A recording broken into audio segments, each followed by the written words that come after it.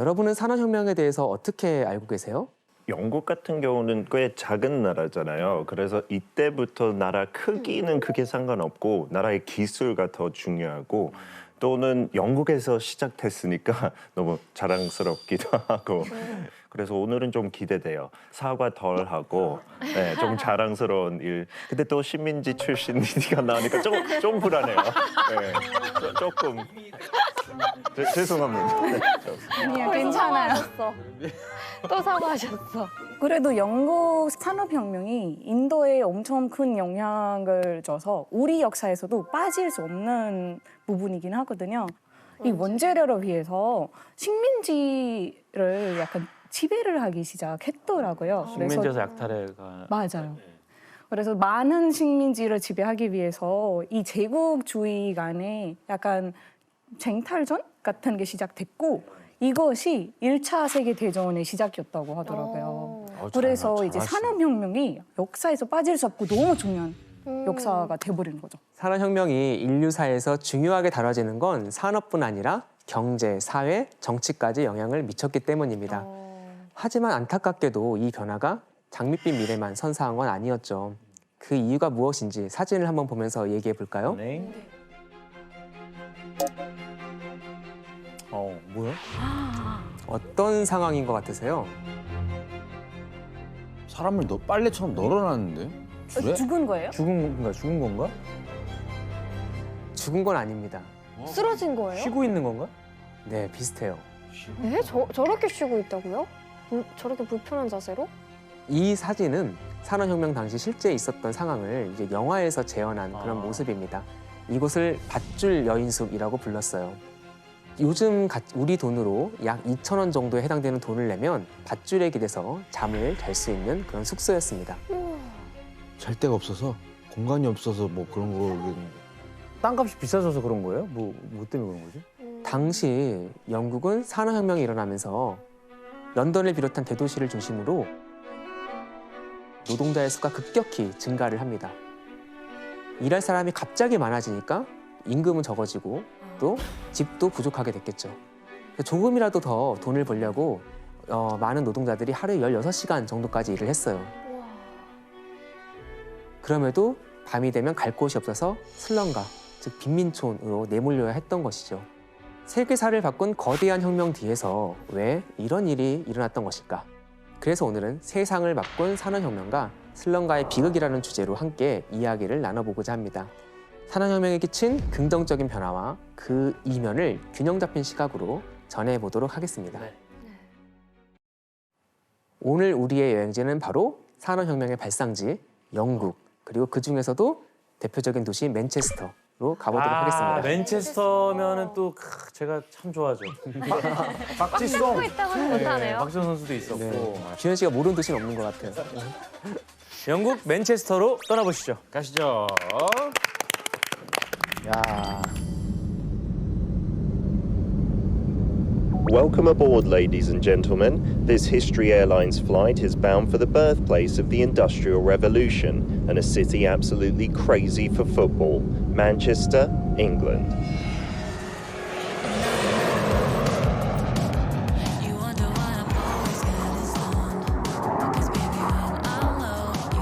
자, 교수님 오늘 여행은 맨체스터에서 산업혁명이 시작된 거예요? 네, 많은 분들이 맨체스터 하면 피터 씨처럼 축구를 떠올리죠. 그쵸. 특히 우리는 박지성 선수가 있어서 한때 네. 새벽마다 또 맨체스터를 보곤 했었잖아요. 그런데 과거 영국 사람들은 맨체스터를 코트노폴리스, 코튼, 면화, 그리고 폴리스, 도시 합쳐서 면의 도시로 기억을 하고 있습니다. 면이 유명하구나. 네, 18세기 유럽의 여러 강대국을 제치고 영국이 가장 먼저 산업혁명을 시작한 이유를 알기 위해서는 당시 영국이 주력했던 산업의 변화를 한번 살펴봐야 됩니다. 사실 유럽은 13세기부터 양털을 원료로 한 모직물을 옷감으로 사용했습니다. 그런데 마침 영국은 공유지, 초원 같은 경작 가능한 토지를 개인 소유 농장에 통합해서 울타리로 이렇게 둘러싸는 게 유행을 했거든요. 이거를 울타리를 둘러친다 해서 인클로저 운동이라고 하죠. 아마 교과서에서 맞아요. 어쩌면 교과서에 들어봤을 것 1차 같습니다. 운동, 2차 운동 이렇게 맞습니다. 배웠던 것 같아요. 네. 울타리로 둘러싼 대규모 토지가 생기면서 양을 키우는데 아주 유리한 상황이 영국에선 생겨났죠. 이후 자연스럽게 양털로 천을 만들어 팔면서 모직물 산업이 발달하게 됐고 영국 경제를 이끄는 중요한 핵심 산업으로 발전하게 됩니다. 그런데 17세기 말 동인도 회사, 우리 강에서 많이 나오는 그 회사가 인도에 진출하면서 상황이 완전히 바뀌게 됩니다. 왜요? 인도는 아시다시피 아주 오랫동안 장인들이 면직물을 만들어 왔고 아주 품질도 좋았죠. 그 질 좋은 인도의 면이 유럽에 수입이 되기 시작한 겁니다.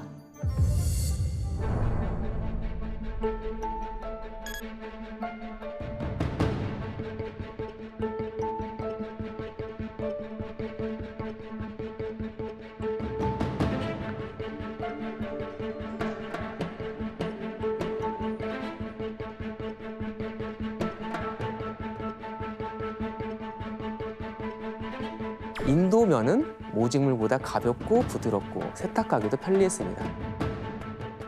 무엇보다 서민들이 구매하기에 부담이 없을 정도로 가격도 저렴했죠. 인도는 약간 날씨가 온난하고 건조해서 면화 재배하기 너무 좋은 날씨거든요. 그래서 면을 너무 재배했고 이제 나온 면화를 영국도 그렇고 미국 이쪽에 수출을 많이 했어요. 여기 귀족이나 왕제 그런 집안에서 옷을 많이 사가기 때문에 면직물 시장에서 인도가 1위였다고 그리고 인도의 대부분 돈이 거의 다 이제 면직물을 통해서 많이 들어왔다고. 당연히 인도산 면 제품에 대한 수요는 급증했고 영국이 자랑하던 모직물을 찾는 사람의 수도 줄어들었습니다. 경제적으로 큰 위협을 느낀 영국의 양모 생산업자들이 더 이상 두고 볼 수만 없었겠죠. 그래서 인도산 면 제품 수입하지 말고 사지도 못하게 해달라고 의회에 계속해서 청원서를 제출하고 압력을 행사합니다. 그럼 여기서 미니 퀴즈를 하나 내보도록 하겠습니다. 양모업자들이 인도산 면 제품을 사지 못하게 하기 위해 시위를 하면서 이런 행동까지 했는데요. 어떤 행동일까요? 정답. 벌써요? 보통 저렇게 시위를 할 때는 그 자신의 의지를 보여줘야 되잖아요. 네. 삭발을 했다. 아마도 그런 분도 한두 분 있었을 것 같아요. 그러나 확인할 수 없기 때문에 규현 씨 오답입니다. 정답. 네.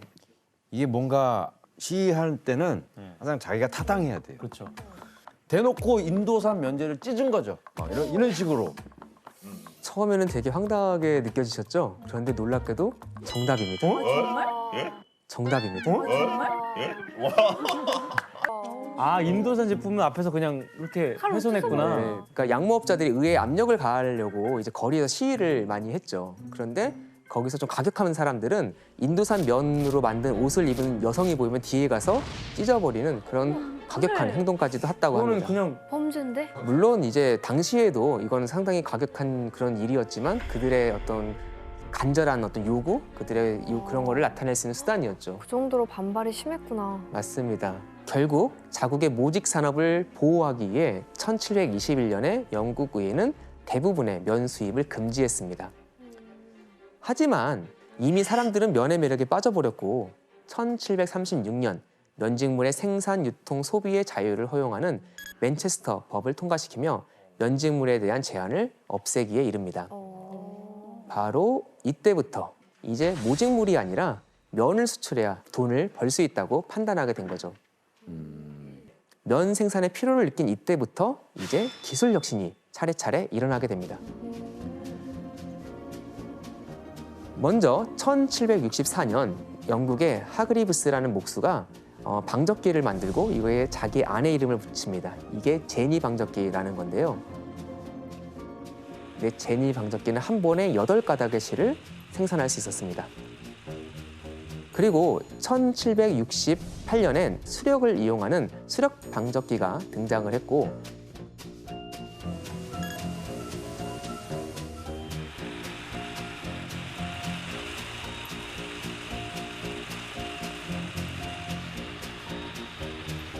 (1779년엔) 제니 방적기 그리고 수력을 이용하는 수력 방적기의 장점을 합친 뮬 방적기가 개발이 됩니다.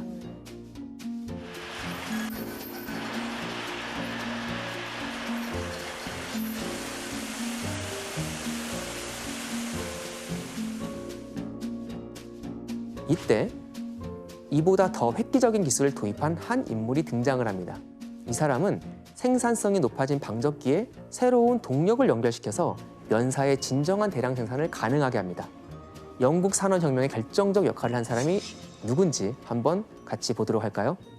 누굴까? 이 사진 많이 봤던 것 같아요. 혹시 아세요? 모차르트 아니에요? 저는 베토벤이라 생각합니다. 아 베토벤인가? 이름을 들으면 아실 것 같아요. 바로 제임스 와트죠. 와트. 학교 수업 시간에 한 번 정도 들어보셨죠? 맞아요. 증기기관 하면 딱 제임스 와트 생각나요. 네, 제임스 와트는 산업혁명 시대의 획기적인 발명품 중 하나인 증기기관을 만들었습니다. 사실 와트가 증기기관을 처음 만든 것은 아닙니다. 18세기 초에 토마스 뉴커먼이 만든 증기기관도 꽤 유명했죠. 이후 제임스 와트가 이 증기기관을 발명하면서 더 이상 사람이나 자연의 힘이 아닌 기계의 힘으로도 생산이 가능해진 것이죠. 또한 상하 운동을 회전 운동으로 바꿀 수 있는 장치를 개발하고 이걸 결합하는 개선을 합니다. 공장에서 필요로 하는 게 사실 원 운동이잖아요. 그래서 이후 증기기관은 탄광뿐 아니라 다양한 분야에서 사용될 수 있게 되었습니다. 그야말로 산업의 패러다임을 바꾼 엄청난 혁신이었습니다. 천재네. 저게 뭔가 기초 기술인 거네요. 그쵸. 증기기관을 장착한 방적기는 이전과 어떻게 달랐을까? 그림으로 한번 비교해 보겠습니다. 네. 사람이 손으로 하죠? 이전에는 사람이 물레를 돌려서 돌려가면서, 네. 실을 뽑았습니다. 우와. 엄청 빠르겠다 이거. 야, 이게 수력인가요? 하지만 산업혁명으로 기계가 발전하고 증기기관이라는 동력을 얻으면서 생산 속도가 정말 비교도 안 되게 빨라지죠.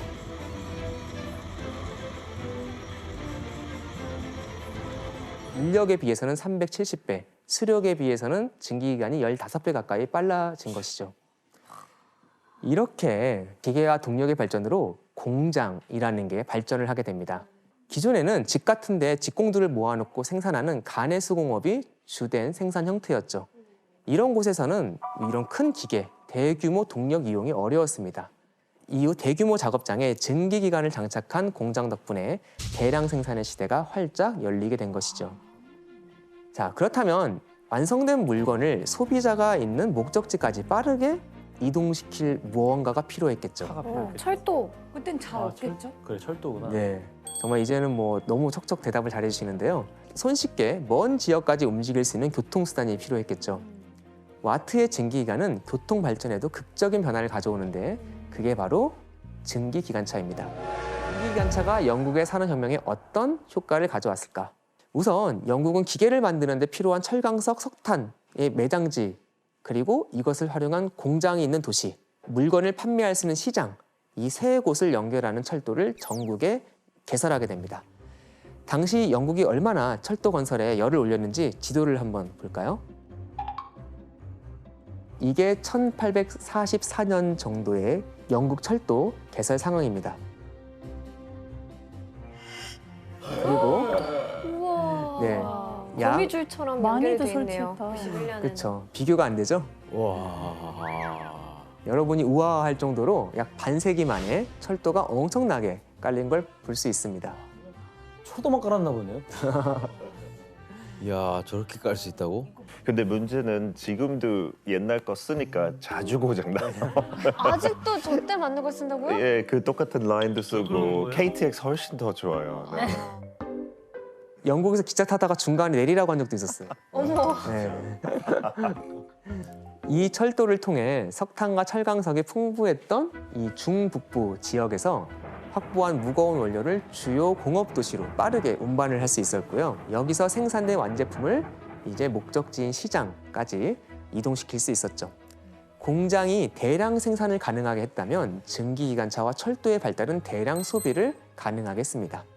자 어쨌든 저렇게 무역용으로만 활용하진 않았을 거 아니에요. 네, 네. 뭐 어떤 변화가 생겼어요?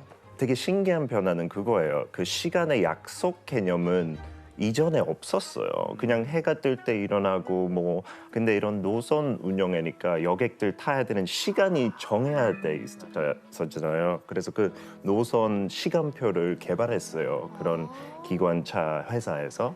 그래서 그때부터 사람들이 어떤 정확한 시간을 맞춰서 약속을 잡고 뭐 12시에 만나자. 이런 변화가 있었어요. 이제 사실은 시간을 이제 지킬 수 있게 되었잖아요. 철도 때문에. 그러니까 이 시간 관념이 더 발달하게 됐겠죠. 근데 영국이 인도에도 철도를 건설했어요? 맞아요. 처음에 영국이 인도에 온 이유가 무역 때문이었어요. 무역을 하기 위해서 아까 막 면직물을 가지고 위해서 왔는데 이제 오자마자 제일 많이 필요한 게 원재료였잖아요. 그 면화를 이 생산 지역에서 뭄바이 항구까지 보내는 거였는데 그것 때문에 철도가 인도에 그때 생기게 됐어요. 그리고 증기기관은 기관차 이후로 증기선까지 발달시키게 되는데요. 이를 통해 영국뿐 아니라 전 세계로 물품이 수출되는 소비의 순환 구조를 완성시켰죠. 그래서 1821년 정도가 되면 농업이 경제에서 차지하는 비중이 26%, 공업이 32%를 차지하게 되면서 이 관계가 역전되면서 경제의 중심이 농업에서 공업으로 바뀐 최초의 국가가 되었다는 말이죠. 교수님 그러면 정말 짧은 시간 동안 많은 변화가 있었던 건데 이 변화를 다들 좋아라 했나요? 안 좋아했을 것 같아. 바뀌는 거 싫어하시는 분들이 분명 있단 말이죠. 사실 뭐 변화 자체는 지금의 눈으로 보면 좋은 거지만 사실 우리 변화 자체가 또 약간의 힘듦을 주고 고통을 주잖아요. 당연히 불만을 가진 사람도 많았습니다. 기계가 대량으로 도입되면서 집이나 작은 규모의 작업장에서 일을 했던 수공업자들이 일자리를 잃게 됐죠. 아, 그게 있네. 맞네. 네, 그런 점이 있었겠죠. 그래서 결국 생계의 위협을 느낀 이들이 폭동을 일으켰는데 어떻게 대항했는지 한번 그림을 통해 보겠습니다. 기계 다 부셔버리는 거야. 아 맞아요. 교과서에서도 본 것 같아요. 그래요? 기계를 파괴하는 운동. 다 기억해요? 생각보다 교과서에 많은 게 있습니다. 네, 면직물 공장에 있는 기계를 파괴하고 있는 모습입니다. 일자리를 잃은 수공업자들은 공장에 몰래 숨어들어서 망치로 기계를 부셨습니다.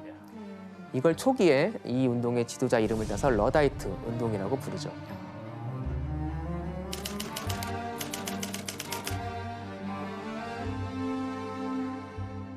피트 씨가 알고 있죠? 러다이트? 그 단어 때문에 알아요. 자신 일자리 뺐을까 봐 되게 걱정했고 그래서 이렇게 막 파기시키고 정부가 점점 문제가 커지니까 이렇게 사형까지 처할 거라고 얘기했어요. 그래도 러다이트들 그 운동 계속돼서 진짜 거칠게 운동했던 사람들 중에 총에 맞거나 아니면 교수형을 받았던 사람들도 있어요. 그 단어 지금도 써요, 영국 사람들. 이거 어원에서 지금 사람이 뭐 기술 새로 생길 때 싫어하고 거부하는 사람 보고 러다이트라고 불러요. 그래서 뭐 스마트폰 생길 때 두려워하는 사람, 뭐 영상 회의 생길 때 두려워하는 사람 그냥 러다이트라고 해요. 네. 저도 사실 요즘에 AI 선생님이 등장해서 상당히 좀 이렇게 불안감을 느끼기도 하는데요. 네, 산업의 발달을 향해 박차를 가했던 영국은 여기서 멈추지 않았습니다. 19세기 영국의 생산력은 이전 어느 시대보다 더 발전하게 됐고요. 그 덕분에 경제대국의 반열에 오르게 되었죠.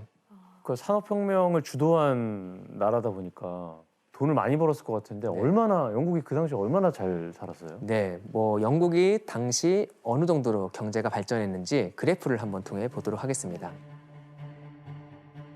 산업혁명이 일어나기 전까지 1인당 소득의 추세를 나타낸 그래프인데요. 인류의 시작부터 비교적 일정하게 그 소득이 오르락내리락 했죠. 거의 변화가 없는데요? 그런데 어때요? 기하급수적으로 올라갔네요. 기하급수라는 말을 쓰는 게 여기 딱 맞는 것 같죠. 와, 저게 그 주식 이런 거면 진짜 기분 째지겠네. 아, 네, 정말 되게 와닿는 그런 비유였어요. 이때부터 기술 혁신으로 생활 수준이 지속적으로 향상되기 시작했죠. 다른 나라와 비교해보면 더 정확한데 한번 그래프를 보도록 하겠습니다. 1700년경을 봐도요. 영국이 무역 활동을 활발하게 해서 가장 잘 살았던 네덜란드의 한 66% 정도 수준밖에 안 됐고 이탈리아와 벨기에와 비슷한 수준이었습니다. 그리고 산업혁명이 어느 정도 진행된 다음인 1820년엔 이탈리아와 벨기에, 프랑스는 30에서 50% 정도의 격차로 앞서게 됩니다. 1870년에 이르면 드디어 네덜란드도 15% 차이로 누르고 유럽에서 가장 1인당 GDP가 높은 나라가 되었습니다. 이렇게 산업혁명으로 영국 경제가 급성장하면서 가장 성공한 이들이 있었습니다. 누구였을까요? 네, 바로 산업자본가들입니다. 사실 그동안 오랫동안 우리가 사실 인류 역사를 지주와 농민이라는 전통적인 사회계층으로 우리가 사회구조를 볼 수 있었는데요. 이게 자본가와 노동자라는 새로운 그런 계층 구조로 바뀌게 되었죠. 대표적인 산업자본가의 생활을 보여주는 사진이 있는데 한번 볼까요? 대박이다. 와, 아니, 궁전 정원이 있는데? 대학교 같은데? 그쵸. 이곳은 섬유 제조업 가문인 버터필드 가문이 살았던 클리프 성입니다. 버터필드 가문은 요크셔 지방에서 방직 공장을 경영했는데 산업혁명 기간 동안 면직물을 유럽, 미국, 나중엔 중국까지 수출해서 부를 축적했던 대표적인 산업 자본가입니다. 사실 옛날에는 이런 집에 귀족들이 살았잖아요. 근데 이제 19세기부터는 이제 공장을 가진 자본가들이 살게 되죠. 저기 방문할 수가 있어요. 이렇게 성 내부를 방문해 보면요.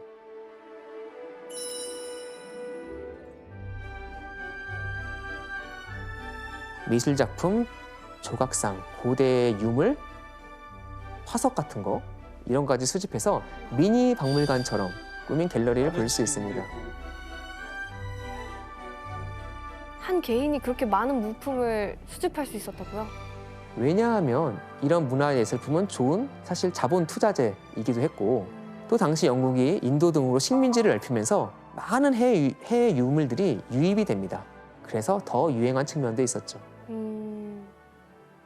산업혁명을 기점으로 영국인들의 삶은 분명 이전보다 더 나아졌고 경제적으로 여유가 생겼고 소득과 소비가 증가하게 되었습니다. 이런 현상은 도시의 경제적, 문화적 발전으로 이어졌고 또 다른 변화가 생겨났습니다. 그중 하나가 은행이 급격하게 늘어난 거였죠. 각자 재산들이 생기니까 영국은 이미 금융업이 일찍이 발달한 나라였습니다. 1784년에 각 지방에 100개가 넘는 지역은행이 존재했다고 합니다. 1849년에 이르면 런던의 중심가죠. 하이드파크에 백화점을 세웠습니다. 제일 부유한 사람들이 가는 그 백화점, 영국에 들어가면 진짜 박물관 같아요. 지금도 런던의 랜드마크로 유명한 해러즈 백화점이에요. 그리고 런던에는 세계 최초의 지하철이 개통되었죠. 이제 지하철이 생기는구나. 그대로예요, 맞습니다. 지금요. 바로 지하철입니다. 진짜 그 터널 모양과 똑같이 돼 있어요. 저게 그대로예요? 네. 놀랍게도 정말 전철역 가면 이대로 그대로 있죠. 네. 보존을 참 잘하네. 런던의 인구가 1800년에 한 100만 명 정도였는데요. 한 100년이 흐르고 1900년에는 670만으로 폭증합니다.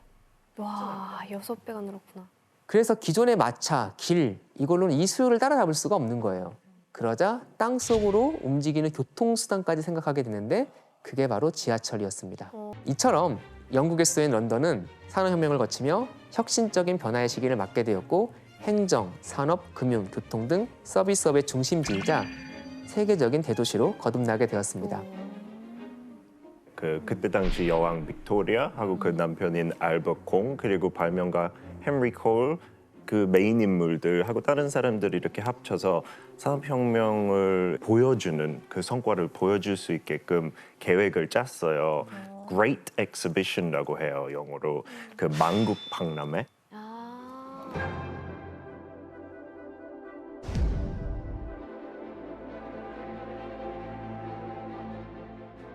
모든 나라를 초대해서 약간 선보여주고 싶었죠. 영국이 개발했던 기계부터 기술을 다 보여주려고 한 6개월 동안 매일 거의 4만 명이 이렇게 방문했고 되게 성공적이었어요. 근데 규모가 진짜 어마어마하네요. 뭐 요즘 엑스포랑 크게 다를 게 없을 것 같아요. 만국박람회에는 영국과 영국 식민지 외에도 44개국이 참가했습니다. 그리고 13,000여 개의 산업 제품이 전시됐는데요. 그 중에 절반 이상이 영국 제품이었습니다. 특히 이 박람회에서 관광객들의 인기를 끈 게 있었는데 그것은 바로 박람회가 개최된 건물 수정궁이었습니다. 수정궁.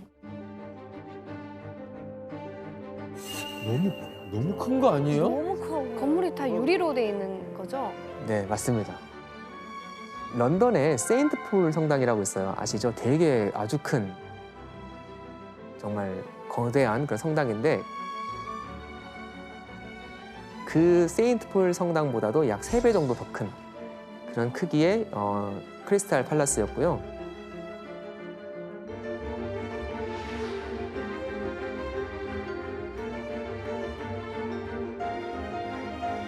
이 3배나 더 큰 수정궁은 방금 말씀하신 것처럼 철과 유리로 지었고 규모도 굉장히 컸는데 놀랍게도 건축 기간이 6개월밖에 걸리지 않았다고 합니다. 6개월 만에 이거를 그러면 여기서 정식 문제를 하나 내겠습니다. 영국이 만국 박람회에서 수정궁을 선보이자 경쟁 의식을 느낀 프랑스가 만든 것은 무엇이었을까요? 수정궁. 조금 더 부연 설명하자면 프랑스도 만국 박람회 열거든요. 거기서 무언가를 만듭니다. 정답. 네, 리디 씨, 향수? 향수? 향수. 네, 향수가 물론 유명하고 뭐 참 끌리는 거긴 하나 오답입니다. 정답. 초점을요 철제에 맞춰 보시고 여러분 사실 이거 다 알아요. 이게 정답. 문제. 네, 피터 씨. 그 철 덩어리 있잖아요. 파리에 그 에펠탑. 에펠탑? 그거 아닐까요? 피터 씨 정답입니다. 아 에펠탑을 그냥 만들어 버렸어. 사실 이게 꼭 그렇다 뭐 이렇게 단정적으로 얘기할 수는 없지만 영국 런던의 만국 박람회가 경쟁국인 프랑스의 그런 시기심, 경쟁심을 자극한 건 분명했죠. 아. 그래서 당시 프랑스 정부는 토목 기술자 귀스타프 에펠에게 파리에서 열리는 박람회에 걸맞는 건축물을 지어달라고 부탁을 합니다. 에펠은 영국을 따라잡아야겠다는 그 프랑스의 여론을 좀 의식하고 다양한 건축물에 철제 골조를 시도하는 끝에 프랑스 혁명 100주년을 기념했던 1889년 박람회에서 드디어 자신의 이름을 딴 에펠탑을 전시하게 됩니다.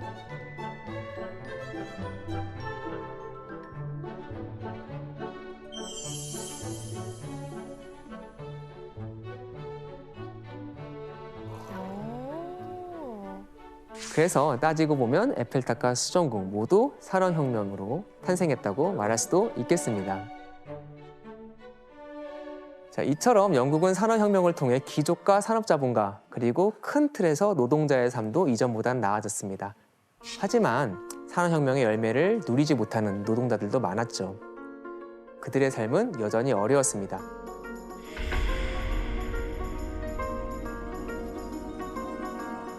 당시 노동자들의 처지를 잘 보여주는 그림이 하나 있는데 같이 한번 보실까요? 어떤 상황을 그린 것 같으세요?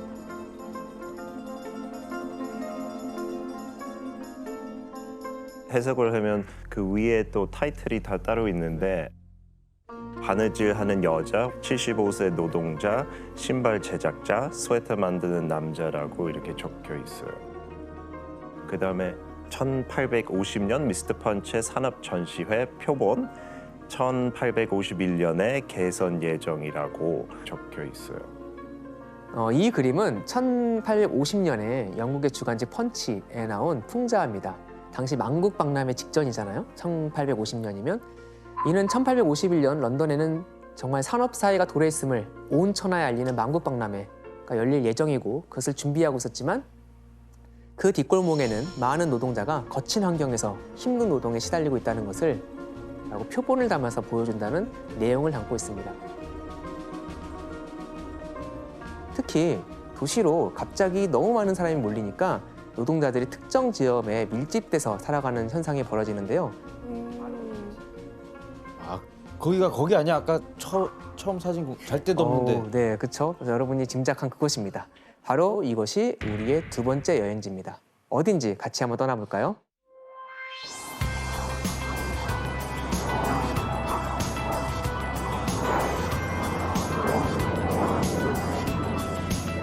(1900년대) 중반부터 이제 그런 노동자하고 이민자 많이 섞여서 이제 살게 됐고 그런 가난한 예술가들 많이 모였어요. 그래서 그런 벽화들 많이 생겼고 예술적인 영감을 얻을 수 있어요. 저기 가면. 가보고 싶네요. 그쵸. 지금은 뭐 방금 우리가 봤던 것처럼 예술적인 영감이 넘치고 꽤 자유로운 분위기의 장소잖아요. 하지만 산업혁명 때만 해도 분위기가 아주 달랐습니다. 농촌에서 밀려난 노동자들이 도시로 몰려들면서 아주 비싼 동네, 부자 동네 살기 어려웠겠죠. 그래서 이들이 모여든 곳이 있습니다. 최악의 거주 지역이 탄생을 하게 되죠. 그것이 바로 우리가 본 이스트 엔드였습니다.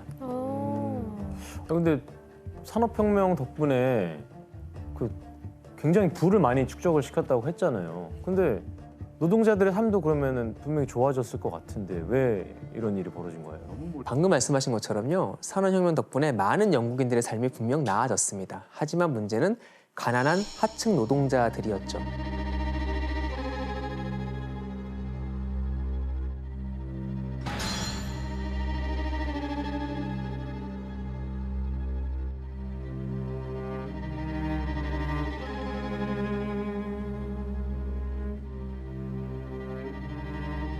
특정 기술이 있는 노동자들은 숙련 노동자라고 하는데 상대적으로 괜찮게 살았습니다. 여가도 즐길 수 있었고요.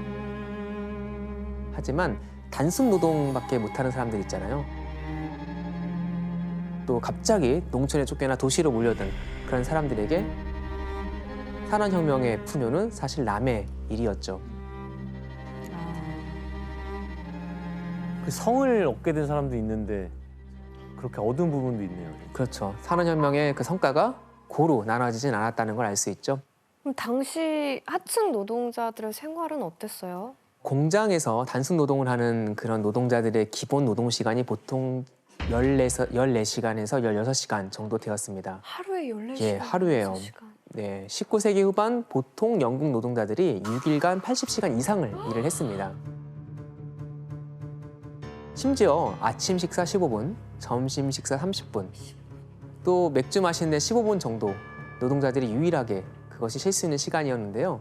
이마저도 공장주들은 종종 쉬지 못하게 하거나 휴식을 취한 대가로 일부 급여를 깎아서 지급하기도 했습니다.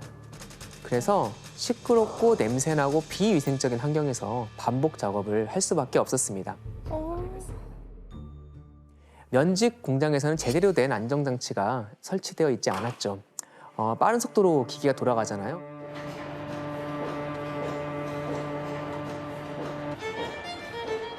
여기 손이 끼거나 또 여성 노동자들은 머리카락이 끼거나 또 옷자락이 말려들거나 해서 뭐 다치거나 평생 불구가 되게 됐고 또 면 가루가 많이 나요. 이것 때문에 기관지에도 안 좋고. 맞습니다. 폐질환 달고 사는 사람도 아주 많았습니다. 목숨을 잃는 경우도 꽤 많이 있었습니다. 노동자들의 삶이 더욱 비참했던 건 일을 못하는 상황이 되면 보상도 받지 못하고 하루아침에 쫓겨나고 그 자리는 다른 노동자로 대체되곤 했던 것이죠. 사람이 이제 기계 부품 같은 존재로 소모되기 시작했다라는 것을 우리가 볼 수 있습니다. 아니 그럼 저렇게 힘들게 노동을 했잖아요. 그럼 임금은 좀 제대로 줬을까요? 줘야지. 원래 저렇게 몸으로 뛰는 걸 더 쳐줘야 되는데. 그래야 되죠. 그러나 안타깝게도 당시는 그러지 못했습니다. 1860년대 중반에요. 잉글랜드의 일반 노동자가 평균 3실링 9페니, 석공이나 목수는 조금 더 기술이 있잖아요. 6실링 6페니, 그리고 엔지니어는 7실링 6페니. 현재 가치로 35,000원 정도를 벌었습니다. 이게 이제 당시에 잉글랜드에서 일반 점원들이 일주일에 집 렌트하는데 한 6실링 정도 쓰고 식비로 7실링 정도를 소비했다고 하니까 사실 먹고 살기에는 아주 턱없이 부족했던 그런 임금이었던 것이죠. 너무 빠듯하네요. 자, 그렇다면 임금이 이렇게 낮았던 이유는 무엇이었을까?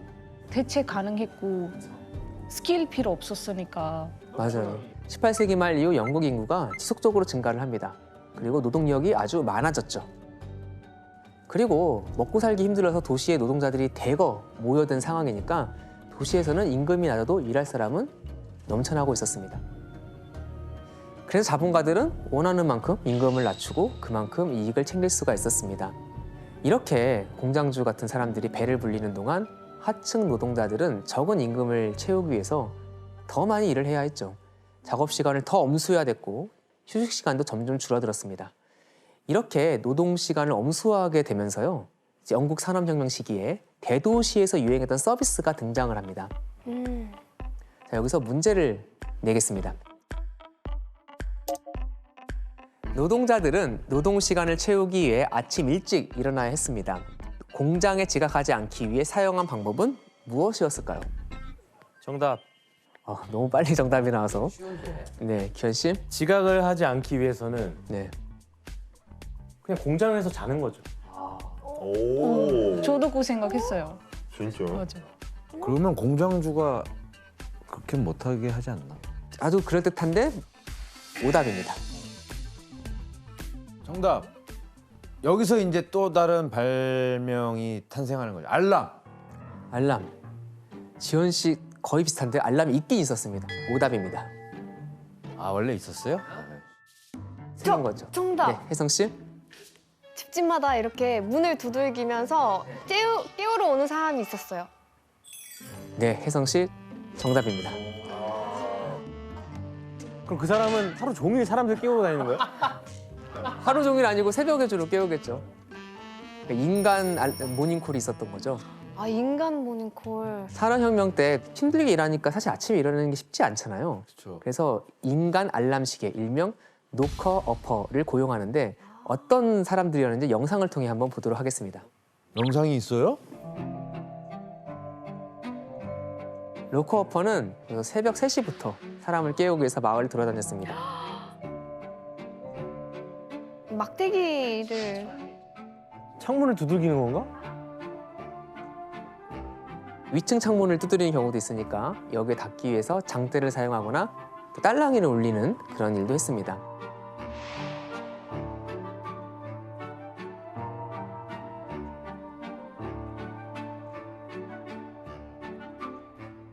아, 저 사람이 이렇게 창문에 나타나면 이제 그만 두들기나 보다.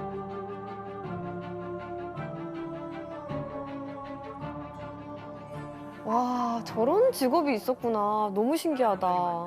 심지어 노커 어퍼는 아주 독특한 방법으로 사람을 깨우기도 하는데 화면을 한번 같이 보시죠.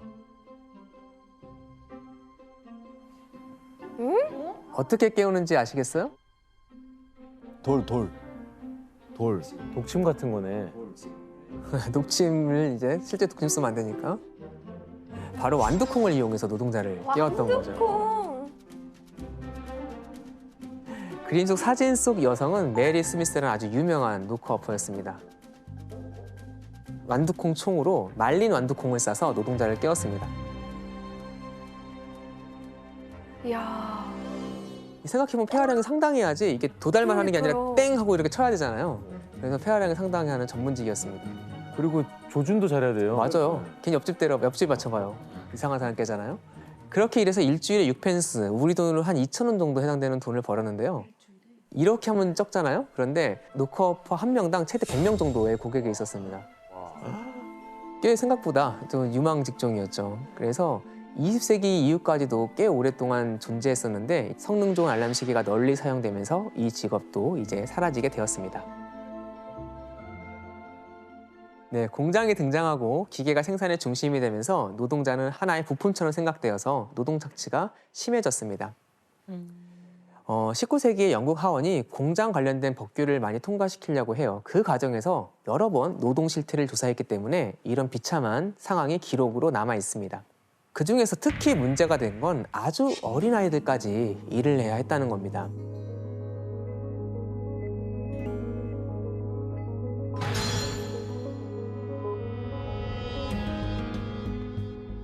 이 아이들은 바로 이곳에 모여서 강제 노동을 하게 되었습니다. 어디에 모인 거지?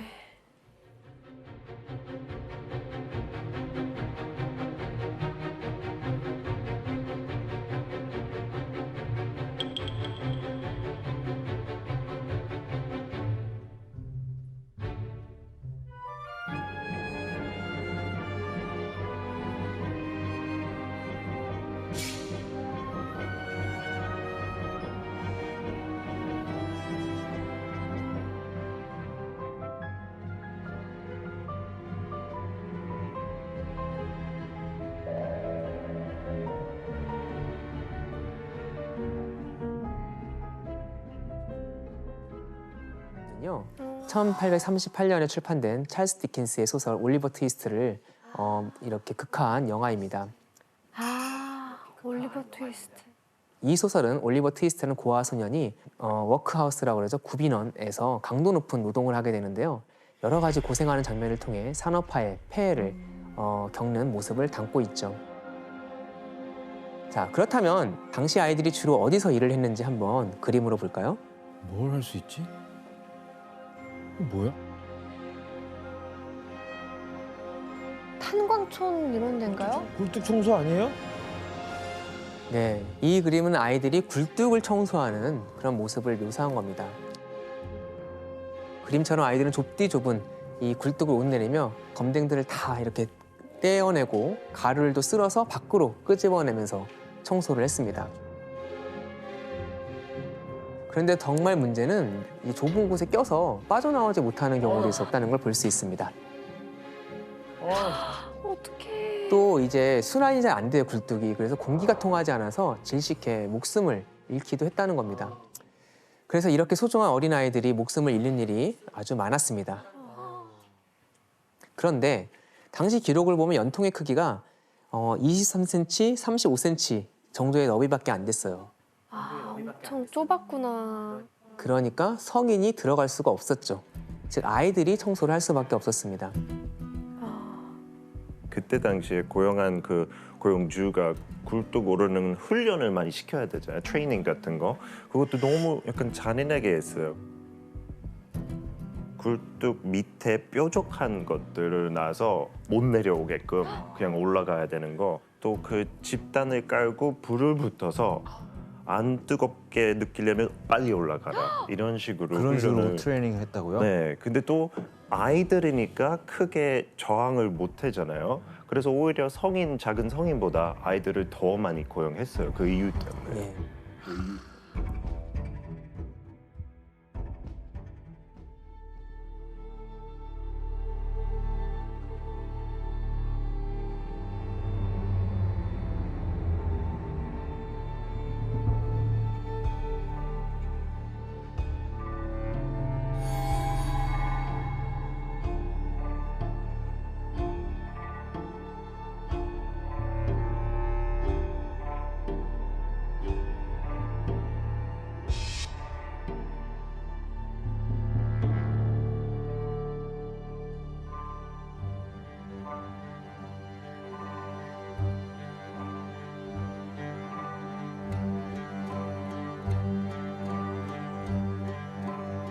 굴뚝을 청소하는 아이들이 사고로 연통에 갇혀서 희생당한 그런 장면, 그걸 수습하는 장면을 묘사한 겁니다.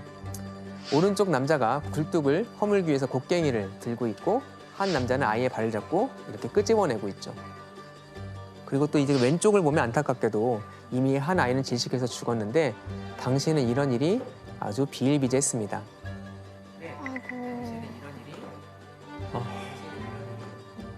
게다가 굴뚝에서 나오는 발암물질 때문에 폐암이나 또 여러 폐병 같은 거에 걸려서 고생하는 아이들도 많았죠. 심지어 부모가 자기 아이를 굴뚝 청소부에게 팔아넘기는 안타까운 상황이 참 많이 일어났습니다. 굴뚝 청소만큼이나 아동 노동의 실태를 엿볼 수 있는 일이 있습니다.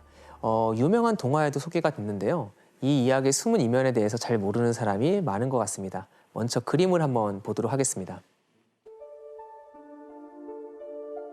성냥팔이 소녀? 네, 맞습니다. 이 그림은 아동 노동이 한참 심각했던 1845년에 출판된 안데레센의 동화 성냥팔이 소녀입니다.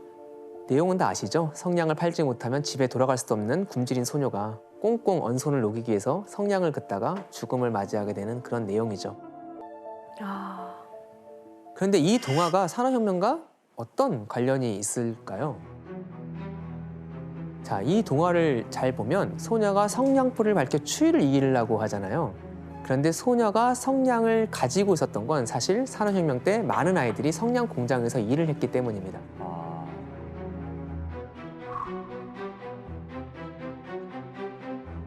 이 성냥 공장에서 무슨 일들을 한 거예요? 사실 이것도 꽤 충격적인데요.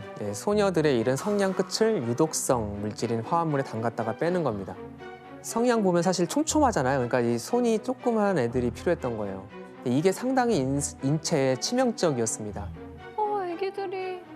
그래서 성냥 공장에서 오래 일을 하면요, 이가 노랗게 변하거나 탈모가 일어나거나 인 중독 괴사라고 인의 독성으로 턱뼈가 변형되는 일도 있었습니다. 그리고 공장 관리인들은 전조 증상으로 얼굴이 좀 새까맣게 변하는 그런 증상이 나타나는 소녀들은 바로 해고했습니다. 왜냐하면 이렇게 죽을 수 있다는 것을 다른 아이들이 알지 못하게 은폐하거나 또 책임을 면하고자 했던 것이죠. 사실 성냥팔이 소녀는 급속한 산업화 흐름에서 공장에서 일을 하다가 병을 얻어 쫓겨난 후 먹을 것을 얻기 위해서 거리를 헤맸던 어린 노동자들의 아픔이 녹아있는 이야기라는 해석도 있습니다. 아, 너무 슬픈 동화다. 제가 알고 있는 것은 4살에서 6살 소녀들이 성냥 공장에서 일했다고 들었거든요. 4살이 어떻게 일을 해요, 근데? 우리 조카들이 4살인데 걔네가 어떻게 일을 하지? 상상이 안 가는데. 새벽 6시에 출근해서 밤에 10시까지 일했으니까 뭐 총 하루에 16시간 정도 일했고, 거기에다가 보통 쉬는 시간 하루에 2번씩 아주 짧게만 주셨거든요. 근데 그 외에는 뭐 이렇게 이야기하거나 바닥에 앉아서 수다 떨거나 이러면 안 되는 규칙이 있었어요. 아니 근데 한창 막 뛰어놀아야 될 어린 아이들까지 일을 해야 됐던 이유가 뭐 집안이 너무 가난해서 그런 건가요? 그쵸. 근본적인 이유는 노동자들의 임금이 상당히 적었고 계속 하락했잖아요.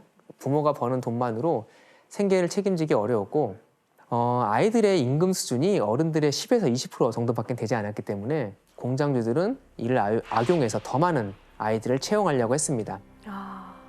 당시 미성년 아이들이 고용에서 차지하는 비중이 꽤 높았습니다. 탄광업이 한 22%, 그리고 면직물 공업이 35% 정도에 이르렀다고 합니다.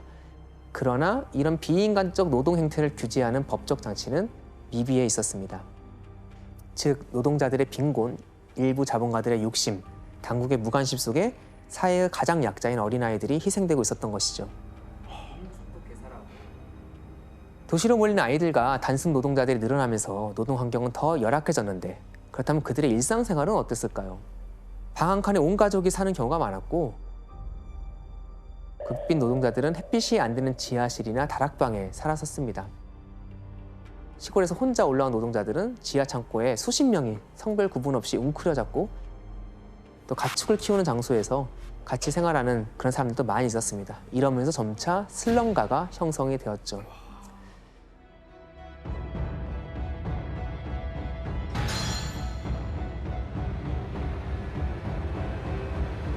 슬럼가 건물은 겨울이면 물을 공급하는 파이프가 얼어붙을 정도로 상당히 열악했습니다. 그 때문에 당시 런던 노동자들은요, 겨울 동안 자기 집에서 얼어 죽기도 했습니다. 집에서 19세기 중반 노동자들의 거주 지역에 대한 그런 위생 상태 기록이 있는데요. 규현 씨가 한번 읽어주실까요? 온갖 쓰레기와 오물이 길 위에 그대로 버려져 썩어 있으며 웅덩이에 고인 물이 그대로 방치되어 있다. 집들이 다닥다닥 붙어 있는 환경은 전염병이 돌면 주민 전체 건강을 위협한다. 아플 수밖에 없는 환경이네요. 네, 맞습니다. 이게 하더스필드 공장 근처 거주 환경을 조사한 하원위원회의 보고서 내용인데요. 조사관은 열악한 위생 상태가 전염병을 일으키는 주범임을 경고했고요. 실제로 빈민가의 전염병은 아주 흔한 일이었습니다.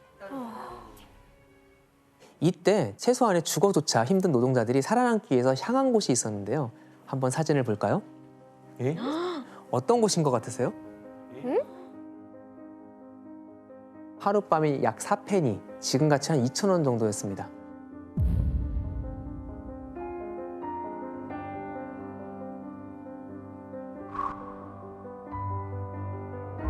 에?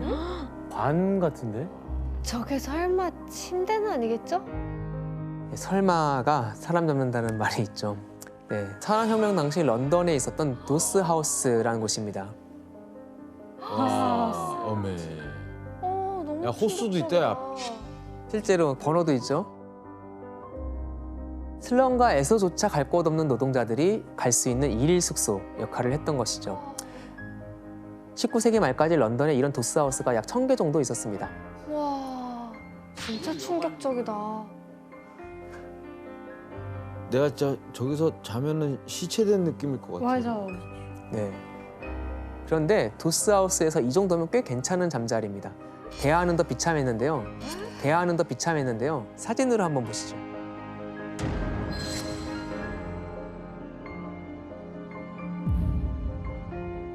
아까 봤. 아까 그 사진이구나.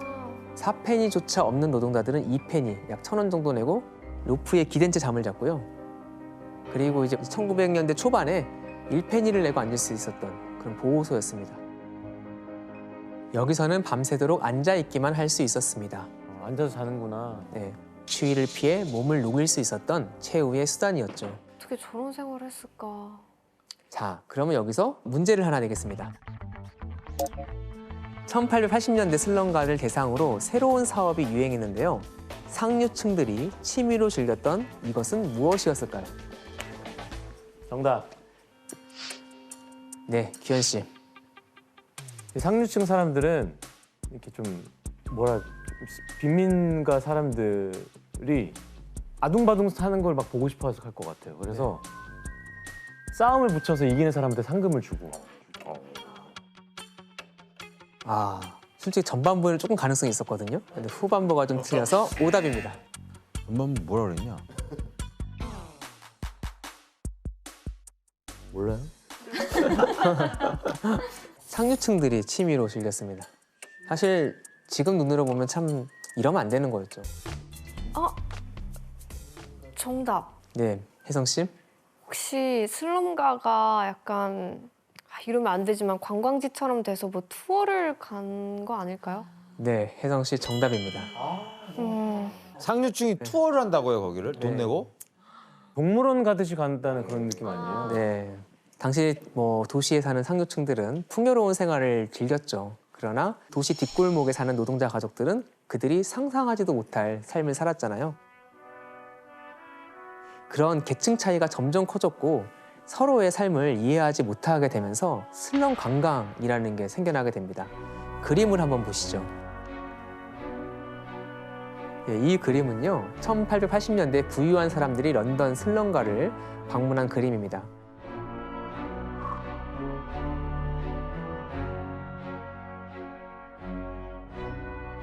또 얼마나 꼴보기 싫을까? 구경하는 거죠, 이렇게? 상류층을 상대로 슬럼가 관광은 큰 사업이 돼서 꽤 유행을 했습니다. 이들은 커다란 버스를 빌려서 이스트엔드를 방문했기 때문에 슬럼인 버스, 즉 슬럼 관광 버스라고 이 사업이 불리기도 했습니다. 이렇게 상류층들은 한 번도 본 적이 없는 빈곤과 궁핍을 여기서 발견하게 되었죠. 일부는 호기심과 오락의 목적으로, 또 다른 일부는 자선행위를 하려고 슬럼가를 방문했었습니다.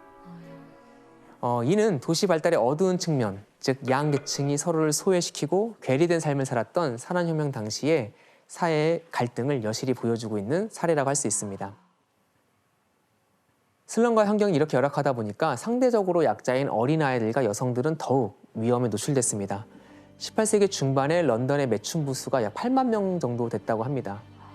이스트엔드 같은 빈민가에는 12세 이하의 소녀들이 매춘도 했죠. 이들은 폭력적인 포조들에 의해서 강제로 거리에서 일을 하게 됐고요.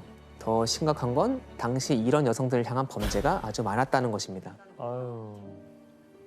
아마 들었을 것 같아요. 잭 더 리퍼. 잭 더 리퍼. 그렇죠. 뮤지컬도 있고 뭐 영화, 드라마, 네 그런 것도 있는데 그때 당시에 범죄 모티프를 한 거예요. 진짜 있었던 사람이에요. 잭 더 리퍼라고 해서.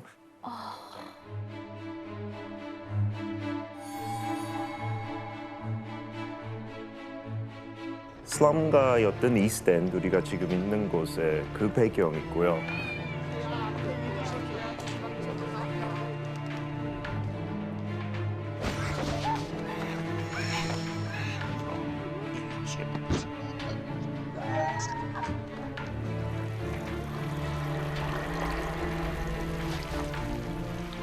그 거리에서 매춘부가 칼로 그렇게 난도질 당했는데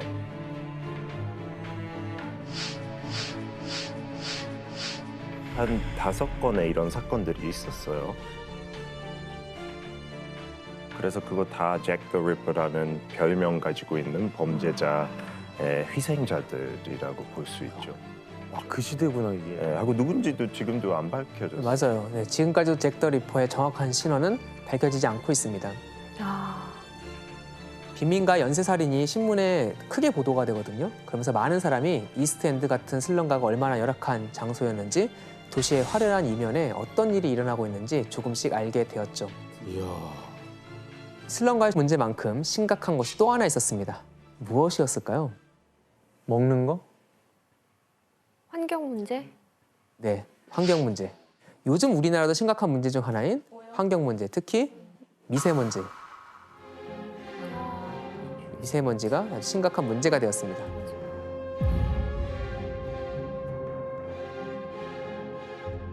그러니까 산업혁명으로 많은 공장에서는 석탄을 연료로 사용을 합니다. 석탄은 대기 중으로 막대한 양의 오염물질을 뿌리잖아요. 그래서 이것이 심각한 환경오염, 대기오염을 일으킵니다.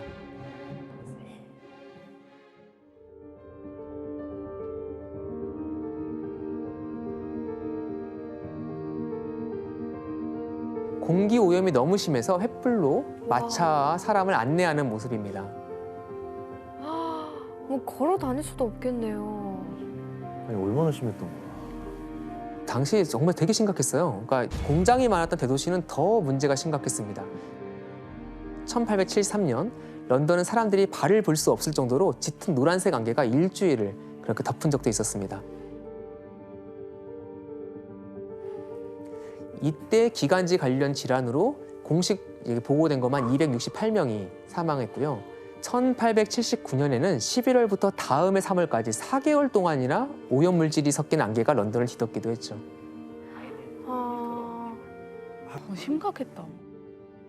문제는 상대적으로 영양 상태가 부실하고 또 오랫동안 먼지가 많은 공장에서 일을 해야 했던 노동자들의 피해가 더 컸다는 것입니다.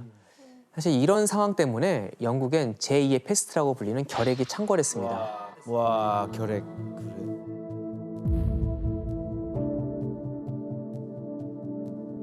1851년부터 1910년 사이에 잉글랜드와 웨일즈에서 약 400만 명이 결핵으로 사망했다고 알려져 있죠.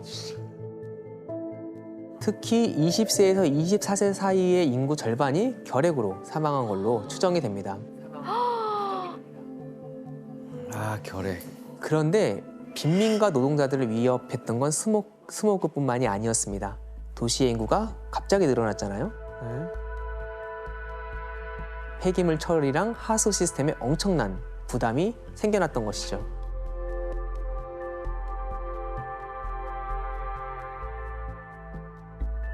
썩은 동물, 부패한 음식, 그리고 공장의 유독성 원료들이 그대로 템즈강에 버려졌습니다. 이 간염된 물 공급으로 인해서 슬럼가였던 화이트채플에서 장티푸스가 창궐했고 엎친 데 덮친 격으로 콜레라까지 유행을 했었습니다. 특히 빈민가 사람들의 사망률이 당시 엄청 높아집니다. 누구도 이들을 위해 나서지 않았기 때문이죠. 오히려 사망자가 너무 많아 죽은 후에 묻힐 자리를 찾기도 어려운 상황이었습니다. 1832년에 영국 랭커셔주에서 보건당국이 이렇게 발표한 공고문인데 어떤 내용인지 피터 씨가 한번 읽어주실까요? 네. Cholera. Being so full, no one who has died of the cholera will be permitted to be buried after Sunday next in either the burial grounds of St. Thomas's or St. Edmund's in this town. All persons who die from cholera must for the future be buried in the churchyard at Netherton. 요약하자면 콜레라 사망자가 너무 많아서 이 더들리엔 더 묻을 곳이 없으니까 일요일부터는 다른 마을에 가서 묻어라 라는 내용의 공고문이죠. 이런 공고문이 나올 정도로 콜레라 사망자가 정말 많았다는 걸 알 수 있는데요. 더 나은 삶을 살기 위해 노동자가 됐던 사람들이 도시까지 왔는데 비참한 삶을 살다가 결국 죽어서 어쩌면 죽어서까지 더 편히 쉬지 못했다는 것을 알 수 있습니다. 아니 노동자들의 삶이 지금 너무 열악하다 못해 정말 최악의 상황인데 이거를 뭐 좀 바꾸려는 노력은 없었어요? 네, 노동 착취나 주거 환경을 개선해야겠다는 관념이 아직은 약했죠. 그런 시대였던 만큼 문제를 자각하는 데는 시간이 좀 필요했습니다. 그런데 영국 사람들을 자각시키는 사건이 하나 발생합니다.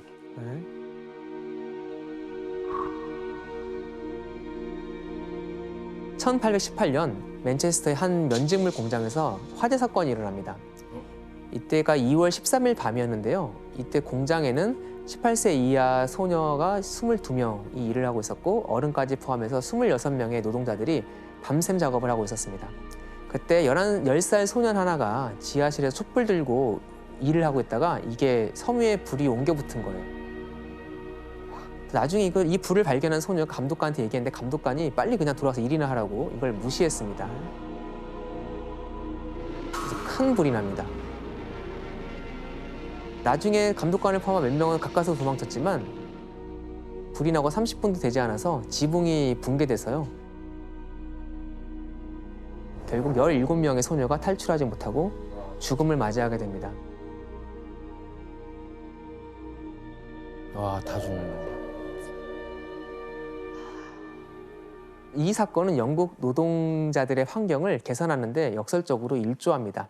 이 비극으로 비판 여론이 크게 일어나게 되었던 것이죠.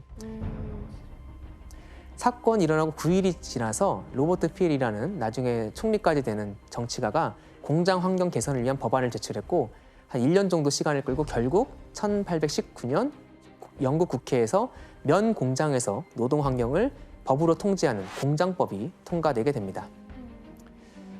이때 공장법의 주요 내용은 9살 이하의 어린이 노동을 금지하고 어린이 고용을 금지하고 미성년자의 노동 시간을 단축하는 거였는데요. 최초로 아동 노동을 제한하려 한 법안이라는 점에서 중요성을 발견할 수 있습니다. 하지만 이후에도 공장법이 제대로 이렇게 잘 이행되진 않았습니다.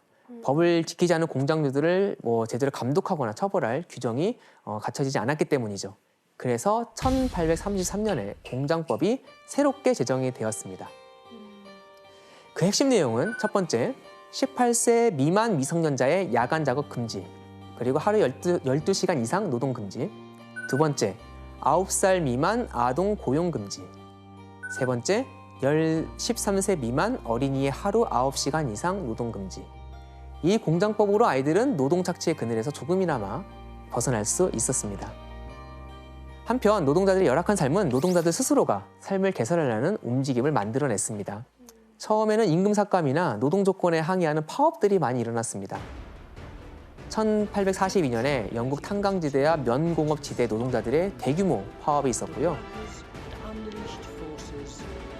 1853년 여름에는 섬유공업이 발달한 랭커셔에서 직조공들이 임금 인상을 요구하며 7개월간 대규모 파업을 하기도 했습니다. 처음에 이렇게 산발적으로 파업이 있었는데 결국 노동조합의 결성으로 이어지게 됩니다. 시간이 흐르면서 저임금, 장시간 노동, 산업재해 같은 문제에 단체로 대응할 수 있는 기구의 성격을 가지게 됩니다. 이 과정에서 노동 계급이 성장하고 우리 노동자구나 하는 의식이 생기게 된 점은 역사적으로 중요한 의미를 갖고 있습니다. 특히 19세기 후반에는 유럽 여러 나라에서 노동자들에게 선거권이 확대되면서 서유럽 곳곳에서 노동자 정당이 만들어지게 되고요. 영국도 1900년에 지금 이제 집권도 하기도 하죠. 노동당이 창설이 되었습니다. 아, 노동당이 그때 생긴 거였네요. 네.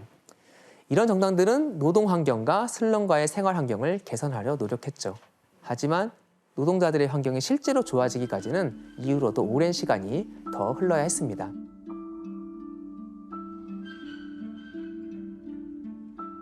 영국의 산업혁명은 어떤 점에서 혁명적이었을까요? 인류 사회를 농업 사회에서 산업 사회로 전환시킨 점. 지주와 농민이라는 오랜 사회 구조가 산업자본과 노동자의 관계로 변화한 점. 또한 인간이 기계의 힘을 사용해 생산량이 전례 없이 향상된 점. 그리고 무엇보다 큰 틀에서 보았을 때 사회가 경제적으로 풍요로워지면서 많은 사람들이 굶주림에서 벗어날 수 있었고 더 많은 사람이 안정적인 삶을 누리게 됐다는 점을 들 수가 있을 겁니다. 네. 하지만 이런 산업혁명의 밝은 면 뒤에는 노동 착취야, 아동 노동 문제, 열악한 거주 환경과 환경 오염이라는 심각한 사회 문제가 있었고, 이런 문제는 점차 개선되면서 오늘에 이르게 되었습니다. 하지만 여전히 온전히 해결 안 된 채 남아있기도 하죠. 산업혁명의 진정한 의의는 그것이 여전히 현대적인 이슈라는 점에 있는 것 같습니다. 1차 산업혁명 이후 현재 우리는 4차 산업혁명 시대를 살고 있죠. 하지만 안타깝게도 기술 발달로 직업을 잃고 환경이 파괴되고 사회계층 사이의 격차가 커지는 점에서는 200년 전과 본질적으로 크게 다르지는 않은 것 같습니다. 그래서 산업혁명 시기 그때도 어두운 면을 개선하려는 노력들이 세상을 조금 더 나아지게 만들었듯이 지금의 우리도 현대 사회의 문제를 개선할 수 있다는 용기를 내야 된다고 생각합니다.